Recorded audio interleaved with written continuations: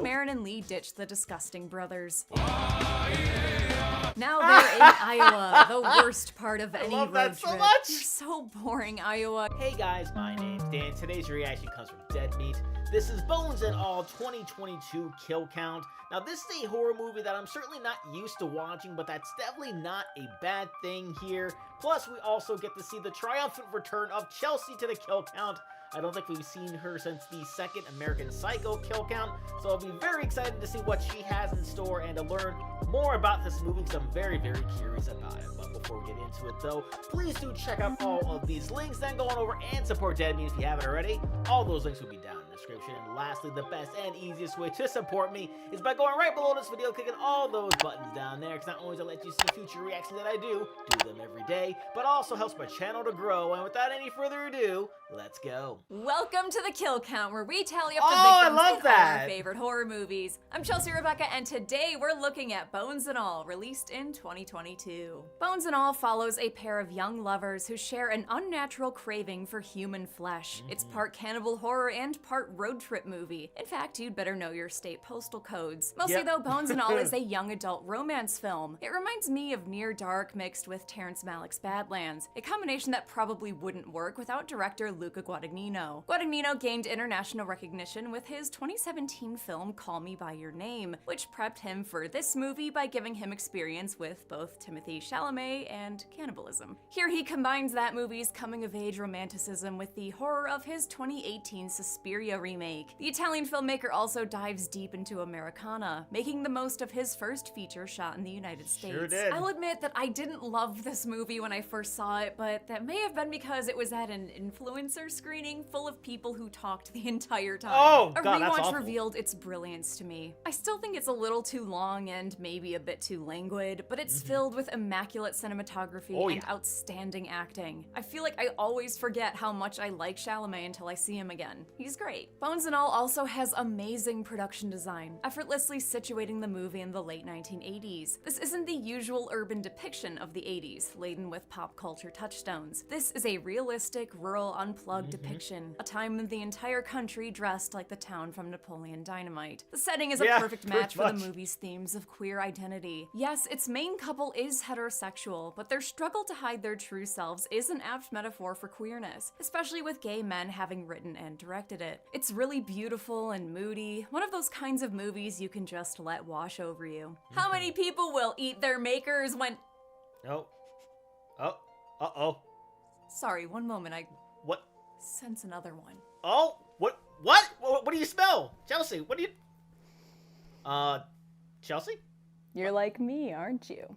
Oh! You use today's sponsor, Raycon. Oh! How'd you know? You Oh, can I love always this. sense a fellow Rayconner, if you know how. Oh, I thought I was the only one. Don't be ridiculous. With a price that's half that of similar quality competitors, over 50,000 five-star reviews, and a free return guarantee if you have any problems, Raycon is trusted by listeners the world over. Wow, I never knew. I'd just been drawn to their crystal clear call quality and 3 customizable sound profiles. Of course you were. After all, you shouldn't have to eat an arm and a leg for high-quality sound and essential smart tech listening features. Yeah, wait, did you say eat? What? No. Wait, yes? Anyway, with their What? custom gel tips making for the perfect in-ear fit, you can use them all throughout the day. I use mine while I'm working out or playing video games or eating. Oh, okay. Right. All right. Yeah. It's not weird at me all. too. Well, thanks for all the info. Fun to learn about this community. I'm gonna go find some other Rayconners. All right. Damn. Lost another one. Want to become a Rayconner too? Click the link in the description box or go to buyraycon.com/deadmeat to get 15% off your Raycon purchase. That's so well done, too. Sorry about that. How many people will eat their makers when they are crossed by these star-crossed cannibals? Let's find out and get to the kills. All right. The movie begins with some art that's really struggling with perspective and lines. These paintings suck. Oh, probably because they're done by high schoolers in Virginia.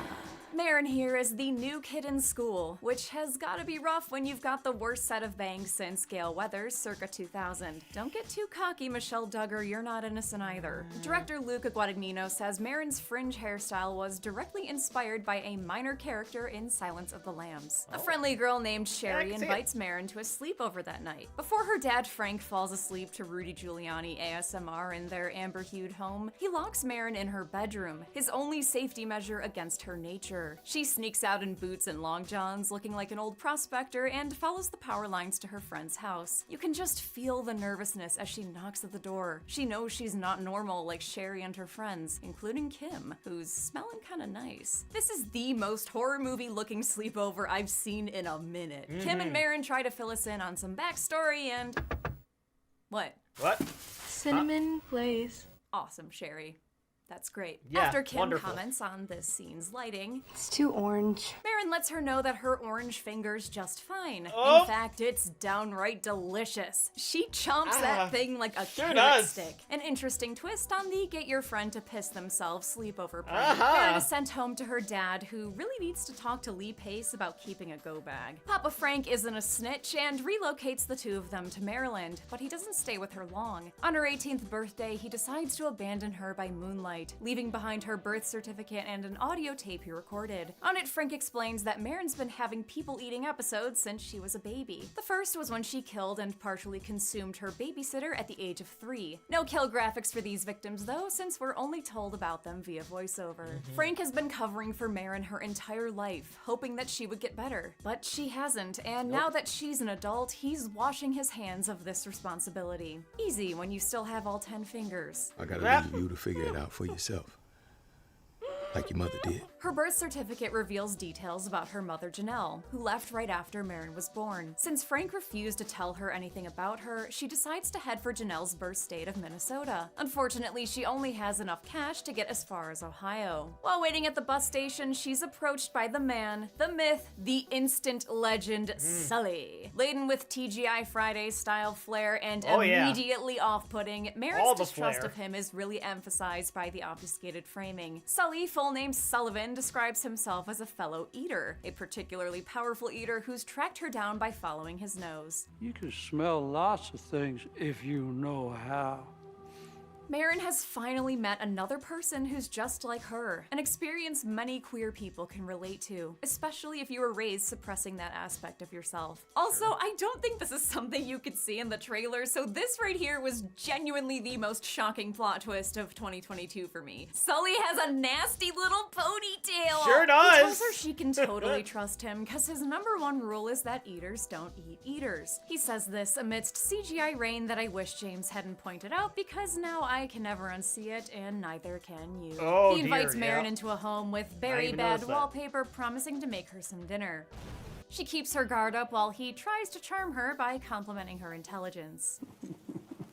Smart.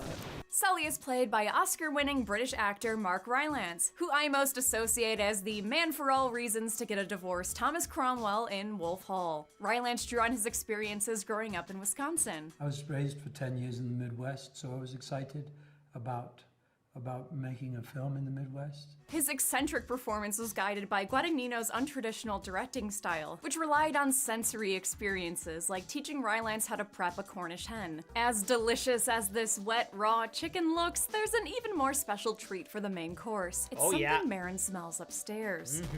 She sniffs out an elderly entree who's fallen and can't get up. Sully tells her they need to eat, but Marin's snot into the idea of letting this woman die. Oh no, Marin, you wanna get that? Okay. Oh, ew, don't wipe your face right after. That's what happens when you watch too much Giuliani. It takes until morning for the old lady to die, and by then Marin's hunger has overwhelmed her doubts. She finds Sully on his knees, hog wild and pigging out. We see more of Mark Rylance here than I think anyone could ever expect to see, except The Bridge of Spies, full hole. She decides to join in, and their feasting is intercut with poignant reminders of the life their lunch once led. The prosthetic effects in Bones and All were done by Jason Hamer's company Hamer Effects, who also turned Harry Styles into a merman in his Music for a Sushi Restaurant video. Oh. Instead of solid silicone pieces, they used layers of different materials to replicate muscles, tendons, and bones. For instance, the finger that Marin bit off was silicone with a urethane bone inside, topped off with a blood tube running under the actress's hand. For Mrs. Harmon's full-body corpse, they used techniques from the dental industry and created edible silicone chunks that the actors could actually bite into. According to special effects artist Mike Smithson, the fake blood was made of maraschino cherries, dark chocolate, and fruit roll-ups. After they eat, it's time for Vanity Fair's What's in My Bag featuring Sully. He proudly presents a rope he's been making from the hair of his victims. Sully keeps it as a reminder of everyone he's eaten. But between this and the fact that he's still hanging out in his underwear, Marin should probably reject his offer to be Cannibal Buds. You can bum with me as long as you like. I think she's bummed with you enough, dude. Marin wisely decides to catch the next bus out of town. Sully will remember that.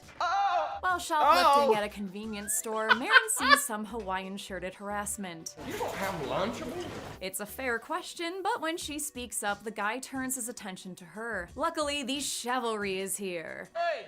You're out of control, buddy. The fiery redhead provokes the guy to meet him for a fight outside. When Marin leaves later, she's drawn towards a nearby building because she can smell there's something tasty inside. Maybe that's where all the Lunchables went. Oh wait, it's Timothée Chalamet, whose bloody bod reveals that he's killed and eaten the blue-shirted bully off-screen. He introduces himself as Lee, and Marin gets right to the important stuff. I'm 18 if you're wondering. This scene is just a flex by Guadagnino and Arseni Khachaturian, his director of photography who is only 27 years old. The whole thing is shot during magic hour. That's insane. They used ultra speed and super speed Panavision lenses to capture as much light as possible, and constantly changed their key light to match the setting sun. Shooting on 35mm film is way more difficult than digital, but this movie's beautiful cinematography shows why it's worth it. Lee can tell Marin's a fellow muncher of man and offers to let her tag along with him. She accepts since she's been a bit lost in space on her own. Doesn't hurt that Lee's a beautiful boy. He's played by Timothée Chalamet, who was eager to work again with Guadagnino after he helped launch his career. We had a great experience doing Call Me By Your Name. I was experiencing the beautiful blooming of his path in cinema. Chalamet also served as co-producer on the film. Meanwhile, Marin is played by Taylor Russell, last seen on the kill count in Escape Room. She's great in those movies, and I hope her amazing performance here gets her even more attention. Lee takes Marin to his victim's house by following the address on his license. Wow, this place is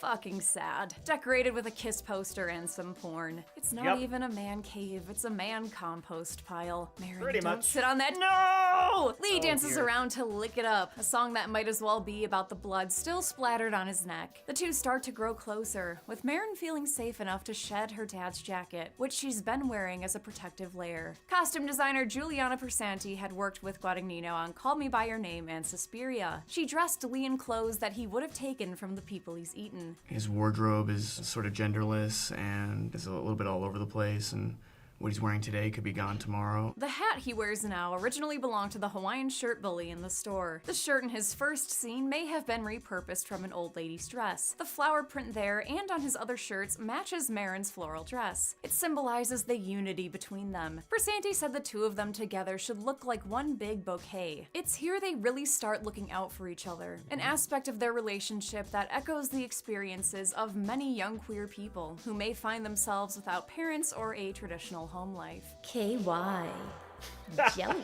Their next stop is in Lee's hometown in Kentucky. He shows Marin the slaughterhouse he used to work at, an apt first job for a fine young cannibal. It drives Marin crazy. Hey girl, what if we kissed in the slaughterhouse? Tasty. He also shows her the house he grew up in, underlining this movie's mastery of sad home decor. I can't quite explain, but this entire movie smells like mildew to me. At his encouragement, she snoops around and checks out his memories. Captain Hook. They continue the road trip towards Minnesota, with Lee letting Marin drive his truck. In Missouri, they make a pit stop to peep on skinny dippers and trade stories about their Donner deflowerings. What was your first time like? was a babysitter. Mine too. They're soon joined by two besties, Jake and Brad, who have smelled them out. Jake is played by Michael Stahlberg, who played the very different Mr. Perlman in Call Me By Your Name, while Brad's played by David Gordon Green, who's probably better known for his work behind the camera, including directing the recent Halloween trilogy and the upcoming Exorcist film. Jake's an avid eater and tells campfire tales about a titular delicacy called full bones. Full bones. When you eat the whole thing, bones and all. Yet somehow, this dude in overalls with no shirt on is the less fucked up of the two. Cause Brad, the budding cannibal, is a cop. Oh, and also not an eater. Abso-fucking-lutely normal, he is. Kind of a groupie, I guess. Yeah, he's a regular Joe. That'll leave a sour taste in your mouth. I don't care if this guy is rocking a Dokken shirt, you don't want to be around that kind of crazy. So Marin and Lee ditch the disgusting brothers. Now they're in Iowa, the worst part of any road trip. So much. You're so boring, Iowa. You really need a roller coaster or something. Oh, hey, look at that. There it is. At what's probably some kind of corn carnival? The teens get touchy at the top of a Ferris wheel. Lee's not here to win himself a toy, though. He's on the lookout for some fair food and uses his Chalamet charm to snag a carny in a scene that was shot like it was directed by Kenneth Anger. I feel so bad for this guy. He was probably just excited to meet a hot gay guy and get corny in the hornfield. Marin hears a handy happening, and it's not Isaac and Malachi exploring each other's bodies. Nope. She watches as Lee waters the crops with the poor carny's blood. The natural-born killers chow down on the stringy flesh and muscle. Oh, it's so gross and disgusting. Yep, Just sure eating is. the nipples first, kind of like eating the ears first on a chocolate bunny. They steal the guy's car and do the same thing they did with Lick It Up, but when they get to his house, they see that the lights are on and somebody's home. By God, that man had a family! Their not so victimless crime sends Marin into a crisis. She doesn't want to make waves this way and can't cope with all the innocent lives they're ruining. Menace. Unable to find her mom, Marin tracks down her groovy-looking grandma, Barbara Kearns. Barbara lets Marin browse some family photos and explains that she adopted her mother, Janelle, after she was found abandoned as a baby. They stop talking after Janelle ran away with Marin's father. When she wanted to get married, we didn't agree. Wonder why that was. Barbara is played by Jessica Harper, last seen on the kill count in the original Suspiria. She also appeared in the 2018 remake, which was directed by Guadagnino and written by Bones and All screenwriter David Kajanich. Kajanich's script for Bones and All was based on the 2015 novel of the same name by Camille DeAngelis. Barbara reveals that Marin's mother admitted herself to a nearby mental hospital. Oh man, when you're in a place where the nurses dress like that, you know it's not a good time. Marin finds her mom a completely traumatized mess, a cannibal who's eaten her own hands, presumably between slices of bread like a cartoon. Janelle is played by Chloe Savini, last seen on the kill count in, oh hey, one of my episodes, Yep, American there you go. Psycho. Guadagnino offered her the role after working with her on We Are Who We Are, a miniseries he co-created and directed. While Janelle is nonverbal, she wrote Marin a letter in case she ever found her to explain why she left. I promised I would never hurt either of you, but how could we be sure? She says that people like them are monsters and aren't able to love. Janelle tries to rescue her daughter from a life of hardship with a mouth-to-mouth mercy kill. Marin ends the visit and runs outside, where she yells at Lee since they killed and ate an innocent man. He defends it as necessary to survive. Marin decides that it's gonna be a solo trip from now on. She sneaks away while Lee takes a shat nap, and he's unable to find her when he looks for her later in more magic hour shots. Show-offs. Now by her lonesome, Marin runs into Sully, who's been following her since their meeting in Ohio. She's still skeeved out by Sully's just everything, so when Sully again offers companionship, she turns him down. He does not take it graciously. Nope. Fuck you. Uh-oh, Sully's an incel. Fuck you, Missy. Oh, what, is she a fugly bitch too? You dumb Oh. Yep. That's, Yep. okay. The Yeah. state of July.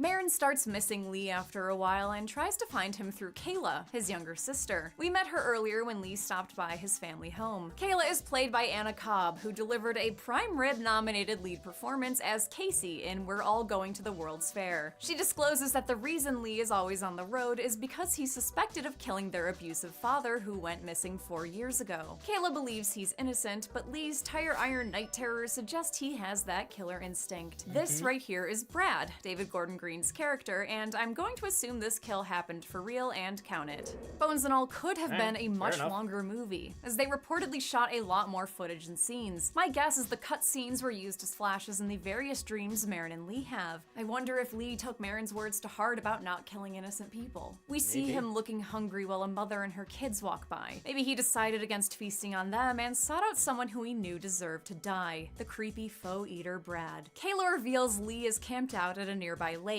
sending Marin running down that hill to reunite with him. The teen lovers then head to the rolling fields of He opens up to Marin about what happened to his father. He attacked Lee and tried to take a bite out of him, revealing himself as an eater. Lee knocked him out and hid him in an old barn, and eventually pulled a reverse Saturn. I ate him right the fuck up. And it felt fucking great. Nothing like a tale of patricide to get the juices flowing. Marin tells Lee she loves him, and they get to smooching against this beautiful backdrop. While most of the movie was shot in Ohio around Cincinnati and Columbus, and northern Kentucky around Maysville, this scene, and the final shot of the film, was shot in Oglala National Grassland in Nebraska's Sioux County. A month later, the two have settled down and decided to be people. And where are they? Yeah, we're in Ann Arbor now. Oh shit, go blue! Yeah. Erin got a job at the university, at the bookstore. Oh, you know she works at Shaman Drum, R.I.P. It's a charmed life for a pair of recovering cannibals. Unfortunately, their happy ending is sullied by an unwelcome guest. The van man takes Marin hostage, getting way too wet and sloppy for comfort. He thinks Marin knows too much about him, but before he can kill her, Lee comes back home and gives him the Black Christmas special. Lee takes a stab to the chest, but Marin manages to wrestle Sully's knife away and return the favor sevenfold. They drag him into the bathroom, where Marin starts turning him inside out. It's a painful, messy end, but at least the bathtub makes for easy cleanup. Marin takes a beat to catch her breath, but Lee's having a harder time, probably due to that punctured lung. As he sits there bleeding out, Marin finds a tragic possession in Sully's bag. The addition of Kayla's hair to the end of Sully's human hair kill tracker keeper. That's evidence enough for me to add her to the list. Lee realizes his sister's dead and that he's not far behind. It's a tearful moment as they realize there's no saving him. As he dies, Lee asks Marin to eat him, bones and all. She eventually relents and carries out the request in a scene set to You Made It Feel Like Home, an original song by the film's composers Trent Reznor and Atticus Ross of Nine Inch Nails. We later see their apartment tidied up and empty, with only Lee's necklace left behind. The movie ends with one last shot of their ravenous romance. How many courses were served on this cross-country cannibal road trip? Let's find out and get to the numbers. Great, hon. Good to the numbers bit. Okay. Not to impose here, but I find that sometimes it helps if you like point when you say it. So try it more like, let's find out and get to the numbers. Oh no! Oh my god. I counted 7 kills in Bones and All. The victims consisted of 5 men and 2 women, giving us this bony blue pie chart. Surprisingly, we've only seen this count and breakdown twice before on the kill count. With a runtime of 131 minutes, that left us with a kill on average every 18.71 minutes. I'll give the golden chainsaw for coolest kill to Sully. It's a drawn-out and brutal death scene befitting of this movie's big bad. Dull machete for lamest kill will go to Barry, the blue Hawaii boy who got eaten off-screen. And that's it. Bones and All came out in 2022 and received positive reviews despite underperforming at the box office. Next week, Zorn finishes the Critters franchise with Critters Attack, and after that, we'll return you to your regularly scheduled host, James. Yay! Until then, I'm Chelsea Rebecca. This has been The Kill Count. Thanks for watching. Yeah, so like I said, this was definitely a different horror movie than I was expecting, because I went into this not really knowing anything about it. So when I saw the description for this movie, it talked about basically just the romance side of it, nothing having to do with the cannibalism. So, I mean, I figured it had something to do with it. It was on the kill count, so it had some sort of horror aspect to it. I just wasn't sure what exactly it was. So, I saw first the father lock the door. I'm like, okay, I'm not sure what's up with that. And then he just eats that girl's finger. It's like, oh, okay, this is kind of where we're going here. And we kind of went on a wild ride there. I really did enjoy the fact that while during the movie, like, she was listening to her father talking, like, different parts of the movie, different scenes, maybe something that was sort of just comforting her throughout the movie. I thought that was a nice little touch. The kills were great. Their little romance was pretty great as well. And it was kind of weird too when he talked about killing his father, and the music that they were playing after that scene was very calm, very relaxing music, kind of like, sort of like, really just emphasizes their feelings towards each other, and you just sort of feel something in that moment. Of course, being where they were, the cinematography there certainly helped. Sully was great as the super creepy dude. I didn't like it at all whenever he was on screen. I was always super creeped out, which was kind of the point. And of course, the way that it ended, I was kind of wondering if they were going to show her like really like eating bones at all, but I guess that it would be pretty hard to show all of that, right? To be able to show like anything, like maybe they could have done something to where you see her eating him, and then all of a sudden, and then it like shifts to like a point to where like she looks like she's like covered in blood, and then like there's blood everywhere on the floor. Maybe they could have done something like that. Either way, I definitely did enjoy this movie, even though there were certainly lots of points where I was very, very much weirded out. But so that's going to do it for me here. Comment down below. Let me know, what did you think about Bones and All? Please leave a like if you enjoyed. Please do check out all of these links before you go. And lastly, and most importantly, I want to give a huge shout out to all of my $5 and up supporters on Patreon: Luchador, Cruising, Wolverine 310, Jordan Bird, Kester Kronich, Amber K, Raymond Bright, Chris Curtis, Duell, Sahan Abdullah Farouk, Ann Perry, and Larka. And I'll see you guys next time.